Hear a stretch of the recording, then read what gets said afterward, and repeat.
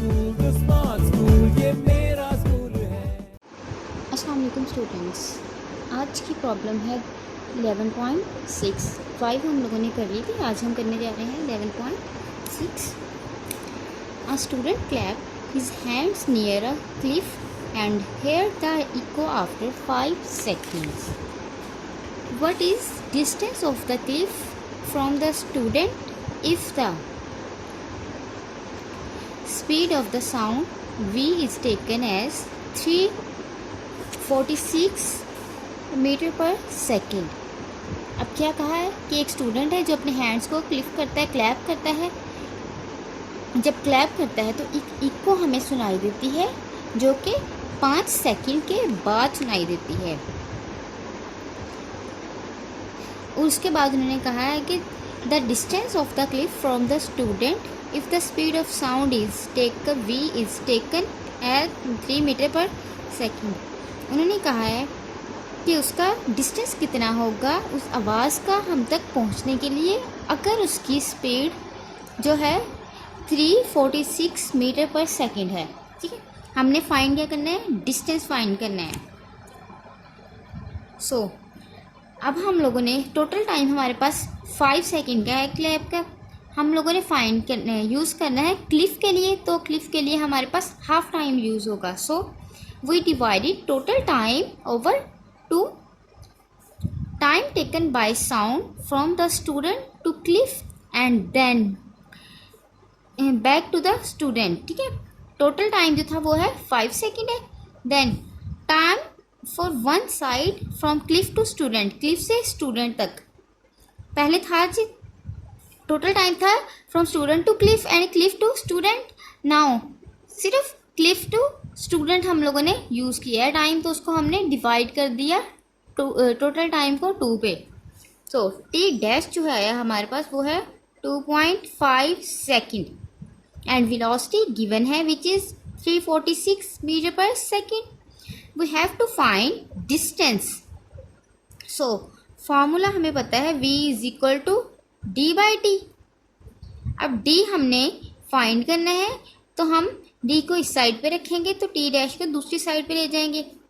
d is equal to v into T dash. अब हमारे पास v की वैल्यू भी है गिवन और t की वैल्यू हमने फाइंड कर ली है।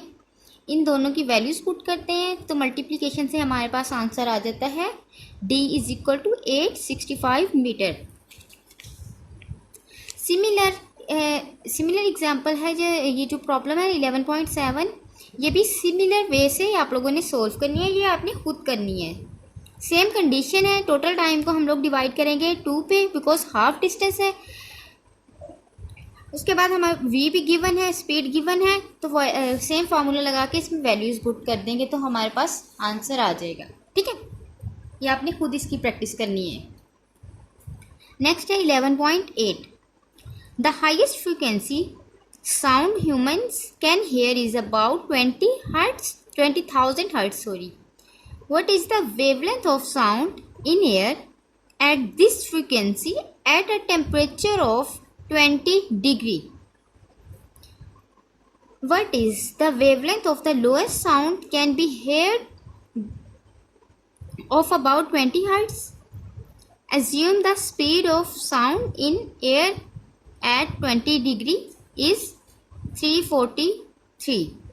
अब हम लोगों को गिवन क्या है कि हाईएस्ट फ्रीक्वेंसी रेंज जो है वो 20,000 है।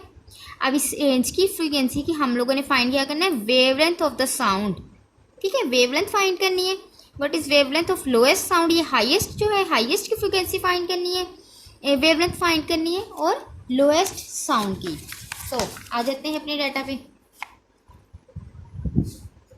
Highest sound frequency which is given as f is equal to 20,000 hertz।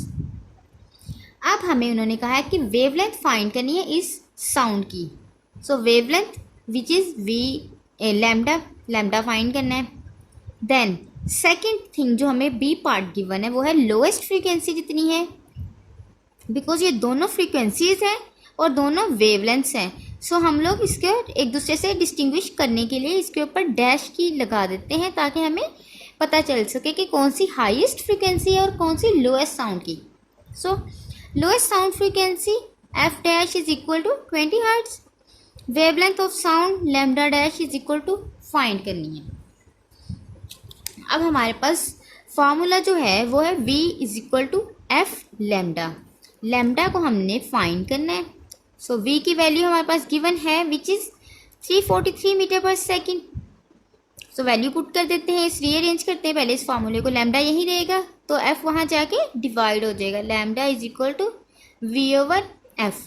Values put करेंगे तो हमारे पास वैल्यू आ जाएगी वेवलेंथ की लैम्डा की। नेक्स्ट थिंग है हमारे पास सेकंड पार्ट जिसमें हमने लैम्डा डैश फाइंड करना है क्योंकि फ्रीक्वेंसी एफ डैश है। ठीक है, so v is equal to F dash lambda dash. Similar इसको रीअरेंज किया तो हमारे पास इसका आंसर आ गया विच इज 17.2 मीटर। अच्छा जी, नेक्स्ट एग्जांपल जो है, नेक्स्ट प्रॉब्लम है वो कर लेते हैं जो है 11.3 which is the last problem of this chapter. A sound wave has a frequency of 2 kilohertz and ये फ्रिक्वेंसी एफ है and wavelength lambda. How long will it take to travel 1.5 metre. अब हमने टाइम फाइंड करना है। हमारे पास frequency given है, wavelength given है और उसकी डिस्टेंस गिवन है। फाइंड हमने करना है टाइम। सो पहले गिवन डाटा लिख लेते हैं। Frequency of sound waves F is equal to 2 kilo hertz. Kilo को हम लोगों ने किलो हर्ट्स को हर्ट्स में चेंज किया तो किलो की वैल्यू होती है 1000। तो 2 को 1000 के साथ मल्टीप्लाई कर दिया तो हमारे पास 20,000 आ गया हर्ट्स फ्रीक्वेंसी की वैल्यू। देन वेवलेंथ आ गई। वेवलेंथ है हमारे पास सेंटीमीटर में, तो इसको मीटर में चेंज किया ऐसे यूनिट्स में तो 35 divide by 100 is equal to 3.5 metre. हमने ये सारे यूनिट्स जो एसआई यूनिट्स में चेंज किए, पहले कन्वर्ट कर दिया। अब हम लोगों ने फाइंड क्या करना है, टाइम टेकन, टी फाइंड हमने करना है। अब डिस्टेंस कवर्ड कितना है हमारे पास 1.5 किलोमीटर। तो हम लोगों ने किलोमीटर को जब चेंज किया सिमिलर वे में, किलो को मीटर में चेंज किया तो हमारे पास आ गया 1500 मीटर। अब फॉर्मूला हमें पता है which is v is equal to D by T. अब यहां से हम लोगों ने फाइंड करना है t। तो t फाइंड करने के लिए हमें क्या चीज़ें रिक्वायर है, d और v। d की वैल्यू तो गिवन है बट v हमें नहीं पता, अननोन है एक। ठीक है, तो इसलिए हम पहले v की वैल्यू फाइंड करेंगे क्योंकि हमें फ्रीक्वेंसी और वेवलेंथ गिवन है तो हम ये फार्मूला लगा सकते हैं v is equal to F lambda. So यहाँ पे हम f की वैल्यू भी हमें पता है गिवन है, लैम्डा की वैल्यू भी। इन दोनों को मल्टीप्लाई करेंगे तो ये v की वैल्यू आ गई। v की वैल्यू हमें 700 मीटर पर सेकेंड आ गई है। अब हम v की वैल्यू अबव फार्मूले में पुट कर सकते हैं, इस फार्मूले में।